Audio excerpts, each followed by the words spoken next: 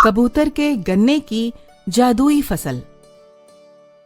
एक समय की बात है, दूर किसी मोहन नगर नाम के जंगल में बॉबी कबूतर और उसकी पत्नी कुहू कबूतरी रहा करते थे। दोनों बहुत मेहनत करके खेती किया करते थे और जंगल के सभी पक्षियों की मदद भी किया करते थे। बहुत गरीबी और लाचारी से वो अपना जीवन जी रहे थे, पर दूसरों की मदद वो सबसे पहले करते थे। वहीं उसी जंगल में एक कुणाल नाम का अमीर कौवा भी रहता था। वो बॉबी से बहुत जलता था और उसे हमेशा नीचा दिखाने की कोशिश में लगा रहता। और एक दिन, अरे सुनो, मैं खेत में जा रहा हूँ। देख कर आता हूँ कि हमारी कार हमारी गन्ने की फसल से कितनी बड़ी हो गई है। अरे चले जाना, पहले खाना तो खा लो, उसके बाद चले जाना। अरे अभी मेरा कुछ खाने का मन नहीं है। मैं पहले अपनी गन्ने की फसल देख के आता हूँ कि कहीं कोई दिक्कत तो नहीं है, और फिर अगले फसल की तैयारी भी तो करनी है। जी आप सही तो कह रहे हैं, पर आप इतनी मेहनत करते हो, इसीलिए थोड़ा खाना तो खाकर जाओ। अभी मेरा मन नहीं है कुहू, पर तुम दोपहर में ताजा खाना बनाकर जंगल में लेके आना। दोनों वहीं पर खा लेंगे, ठीक है ना? ठीक है जी, मैं दोपहर में ताजा खाना बनाकर ले आऊंगी। अच्छा तो अब मैं चलता हूँ। ठीक है जी। और फिर बॉबी ऐसा कहकर अपने खेत की ओर उड़ता हुआ चला जाता है और अपने खेत में पहुंचकर अपने गन्ने की फसल को देखकर बहुत खुश होता है, क्योंकि अब की बार भी गन्ने की पैदावार काफी अच्छी हुई है। वहीं तभी नजदीक में से गुजर रहे कालू चील की नजर बॉबी कबूतर के गन्ने की फसल पर पड़ती है। वो बॉबी कबूतर के पास आता है और उससे कहता है, अरे भाई, ये गन्ने का खेत आपका है क्या? जी हाँ, ये मेरा ही खेत है। पर भाई ये आप क्यों पूछ रहे हो? भाई मैं एक चीनी मिल का मालिक हूँ और मैं रोज यहाँ से आता जाता हूँ, तो आपकी फसल को देखता हूँ। आपके गन्ने की फसल बाकी सभी के गन्ने की फसल से काफी अच्छी है और आपके गन्ने भी लंबे लंबे हैं। तो मैं आपकी इस साल की फसल को खरीदना चाहता हूँ। पर भाई, मैंने ये फसल बहुत मेहनत से इतनी बड़ी की है, तो मैं इसे आपको कैसे दे सकता हूँ? भाई देख लो, आप जितना पैसा मांगोगे मैं आपको उतने पैसे देने के लिए तैयार हूँ, पर मुझे आपकी फसल खरीदनी है। बॉबी कबूतर इस बारे में थोड़ा सोचता है। फसल तो मैंने वैसे भी किसी न किसी को बेचनी है, पर जब खरीदने वाला खुद चौखट पर आया है तो मुझे मना नहीं करना चाहिए, क्योंकि अगर मैंने अपनी फसल इसको बेच दी तो मुझे मिलों के चक्कर नहीं लगाने पड़ेंगे। जी ठीक है, अगर आप इतना बोल रहे हैं तो मैं आपको अपनी ये फसल बेच दूंगा, पर मुझे इसके बदले उचित दाम चाहिए, क्योंकि आप भी जानते हैं कि हम किसान पक्षियों को कितनी मेहनत करनी पड़ती है। हाँ भाई हाँ, मैं आपसे उचित दाम में ये फसल खरीदूंगा। मैं आपको इस फसल के पूरे 3 लाख रुपए दूंगा। क्यों, इतने तो ठीक है ना? क्या कहा? 3 लाख? कालू चील के ऐसा कहने पर उसे विश्वास ही नहीं हो रहा होता है। ये कि सच है या सपना, क्योंकि इतने पैसे उसने आज तक कभी किसी को फसल बेचने के बाद देखे ही नहीं, क्योंकि इतने पैसे उसे आज तक कभी किसी और को फसल बेचने के बाद मिले ही नहीं। और एक और बात कबूतर जी, अगर अगली बार भी आपकी फसल ऐसी ही हुई या इससे भी अच्छी रही तो मैं आपसे फिर से गन्ने की फसल जरूर खरीदूंगा। क्यों, ठीक है ना? हाँ हाँ भाई, ठीक है ठीक है। और फिर वो दोनों आपस में सौदा कर लेते हैं। कालू चील बॉबी को फसल की रकम देकर वहां से चला जाता है।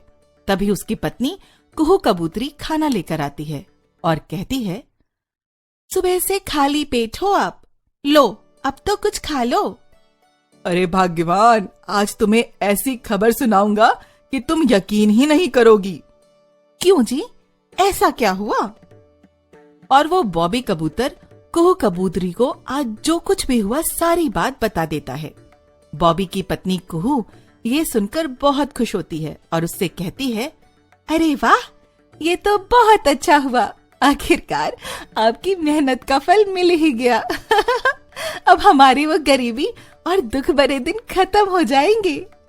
हाँ भाग्यवान, ये सब तो भगवान की ही कृपा है। आज कालू चील के रूप में शायद वो खुद ही आए थे और हमारी झोली खुशियों से भर गए। उनके बीच हुई सारी बात कुणाल चुपके से वहीं खड़ा सुन रहा होता है और मन ही मन सोचने लगता है, अगर इसके पास पैसे आ गए तो ये मुझसे बराबरी करने लगेगा और मेरा दबदबा जंगल में कम हो जाएगा। मुझे इसका कुछ न कुछ तो करना पड़ेगा। ऐसा सोचकर वो वहां से चला जाता है और घर जाकर अपनी बीवी टुनी को सब बताता है। उसकी बीवी भी ये सुनकर बहुत गुस्सा हो जाती है और कुणाल से कहती है, सुनो जी, अगर ये हमसे ज्यादा अमीर हो गए तो जंगल में हमारा रुतबा कम हो जाएगा और ये पक्षी हमको कुछ समझेंगे ही नहीं। हाँ, आज जो हमारे सामने सिर झुकाकर बात करता है वो कल सिर उठाकर बात करेगा और मैं ऐसा होने नहीं दूंगा।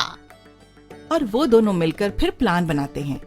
उसी रात वो कुणाल कौवा चुपके से बॉबी के खेत में जाता है और पास में बह रही नदी के पानी का रुख वो मोड़ करके बॉबी के खेत की तरफ कर देता है और सारा नदी का पानी बॉबी कबूतर के खेत में घुस जाता है, जिससे बॉबी की सारी गन्ने की फसल बर्बाद हो जाती है। और फिर वो ऐसा करके चुपके से अपने घर चला जाता है। अगली सुबह जब बॉबी कबूतर अपनी फसल को देखने के लिए जा रहा होता है, कुहू, मैं जरा खेत में जा रहा हूँ, वो कालू चील भाई भी मेरा इंतजार कर रहे होंगे। हाँ हाँ जी जी, ठीक है, आप जाओ। अब बस हमारे वो गरीबी भरे दिन जल्द ही खत्म हो जाएंगे और उसके बाद हम खुशी से रह सकेंगे। हाँ जी। बॉबी आज बहुत खुश था। वो खुशी से झूमता हुआ अपने खेत पहुंचता है और जब वो फसल देखता है तो वो हैरान हो जाता है कि कल तक जो फसल उसने देखी आज सुबह तक वो और भी ज्यादा बड़ी और घनी हो गई थी। ऐसा नजारा देखकर वो बहुत चकित होता है और उसे कुछ समझ नहीं आता। तभी कालू चील भी वहां आ जाता है। अरे भाई बॉबी, रातों रात तुमने ऐसा क्या कर दिया? ये फसल और भी घनी और बड़ी हो गई है। गन्ना है या बांस? इतना लंबा गन्ना मैंने अपनी जिंदगी में तो कभी नहीं देखा। चील भाई, वो तो मुझे भी नहीं पता कि रातों रात में ये फसल इतनी बढ़ कैसे गई। कल जब देखी थी तब तो इतनी नहीं थी। भाई, अब तो इस फसल के दाम और बढ़ गए हैं। नहीं चील भाई, आपसे मैंने जितने में फसल तय की थी आपसे उतने में ही खरीदूंगा। मुझे उतने ही दाम में आपको ये बेचनी है, उससे ऊपर मुझे 1 रुपए भी नहीं चाहिए। आपके जैसा ईमानदार और सच्चा पक्षी मैंने आज तक नहीं देखा। मैं अब आपसे ही फसल खरीदूंगा और आपको इसके उचित दाम दूंगा। भाई, आपने भी हमारी फसल को उचित दाम पर खरीदकर हम पर बहुत बड़ा एहसान किया है। मैं आपका ये एहसान कैसे भूल सकता हूँ। और फिर बॉबी अपनी फसल की बाकी की रकम लेकर घर आ जाता है और अपनी बीवी को दे देता है और उसे वो सारी बात बताता है कि कैसे रातों रात फसल बढ़ गई। तभी उसकी बीवी उससे कहती है, मैं समझ गई, ये सब भगवान की कृपा से हुआ है। वो चाहता है कि हम हमेशा दूसरों की मदद करते रहें। हाँ कुहू, तुम बिल्कुल सही बोल रही हो। मुझे भी ऐसा ही लगता है। क्यों ना हम अपने हिस्से की आधी रकम दूसरों की मदद में लगाएं और उनके लिए भी कुछ करें। जी हाँ, आप बिल्कुल सही बोल रहे हो। और फिर दोनों उस पैसे से गरीबों की मदद करते हैं और फिर कभी भी बॉबी और कुहू को दुख के दिन नहीं देखने पड़ते। काफी पैसे होने के बाद भी उन्होंने खेती करना और दूसरों की मदद करना कभी नहीं छोड़ा। और वहीं दूसरी ओर कुणाल कौवा बॉबी कबूतर की कामयाबी देखकर अंदर ही अंदर जले जा रहा था। बच्चों, इस कहानी से हमें ये सीख मिलती है कि हमें हमेशा अच्छे काम करने चाहिए। क्या पता कब भगवान हमारे अच्छे कर्मों का फल दे दे, जैसे बॉबी कबूतर को दे दिया।